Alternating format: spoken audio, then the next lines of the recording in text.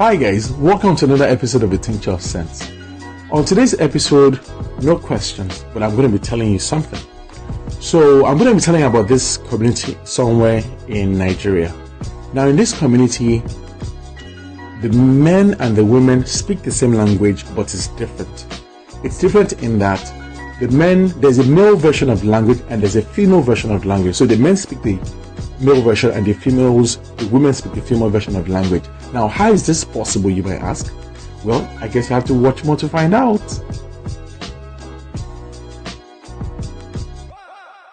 Ubang is a community in Cross River State in the south region of Nigeria. Ubang is quite unique in that the men and women in the community have separate languages. Separate languages in what way, you might ask? Well, the men and women have different words for the same things. It's essentially the same language, but it's different in a way. One might think this will cause confusion, but the men and women understand each other perfectly. As an example, what a man will call is nko, a woman will call her ogbala. In both cases, they will be referring to the same thing, their cups. It doesn't matter if the man is talking to a woman or the woman is talking to a man. Whoever is being spoken to understands what's being said.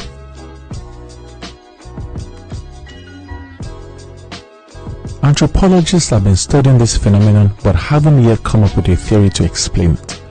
Regardless of what has caused the phenomenon, both male and female people in Ubang get along just fine despite the differences in their language. What is less understandable though is how people that speak the same language see objective facts and draw opposite conclusions from it. Now, this isn't the proverbial glass half full, glass half empty scenario. This is like two people seeing a car. The first person recognizes it's an automobile but gets the model wrong, while the second person insists that it's a bicycle. Like seriously? This might appear to be the beginning of madness, and in some cases it actually is. In other instances though, there just might be a method to the madness. An agenda might be hiding in plain sight if we open our eyes.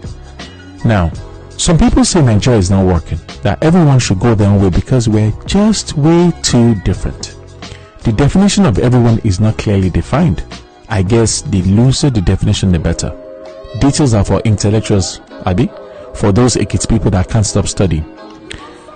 Now, for people pushing for a breakup of Nigeria, how many entities should it be split into? 3, 4, 10, 90? Anyway, let me paint a scenario using the southwestern region as an example. Let's say the 6 Yoruba-speaking states become one entity called the Republic of Yoruba. It's safe to assume that the citizens of this new country will live happily ever after, right? They all speak the same language and will be fine, Abi? Whoever thinks that should have a rethink. Setting Lagos aside because it has citizens from all over Nigeria, and Ekiti because a similar dialect is spoken across the state. Ondo State alone has numerous Yoruba dialects being spoken within its borders. The Owo dialect is different from Akure, Ondo is different from Ilaje, and the Akoko region is a different ballgame entirely. Like Ekiti State, one might presume that the towns in the Akoko region of Ondo State will all have a similar dialect, but you'll be wrong. Some are as different as Greek and Igbo. Why do I give this history? Well, while you keep hearing about Yoruba-speaking states now, if a Republic of Yoruba happens, people will get an unending discourse on the various communities in this fictional Republic of Yoruba and how they deserve this thing or that thing because of X, Y, or Z. This person is Eba, that person is Ekiti, this person is Oyo, that person is Owo. Back to reality though, we should beware of men or women. Truth be told, they're usually men with silver tongues telling you that major problems have simple and easy solutions. When they get power and their lies start catching up to them, they start casting around looking for people to blame. History books are replete with examples if you care to look. My advice to anyone listening to these people, don't be used as cannon fodder. Everyone has a brain, kindly use yours. There's simply no substitute for the hard work required to build a better nation if a perfect one is not currently attainable. You're demanding something but aren't getting it? Well, keep at it. And while you are at it, remember that it's easier to trap flies with honey than vinegar. For the people that want to know my position on this fictional scenario, let's just say I stand on the side of sense.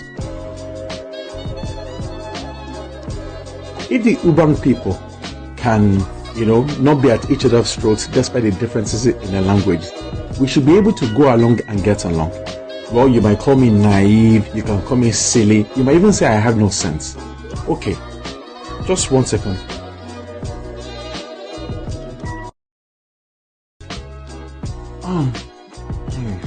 Okay, I just had a tincture of sense, and I have one with your name on it. It's just nice and round.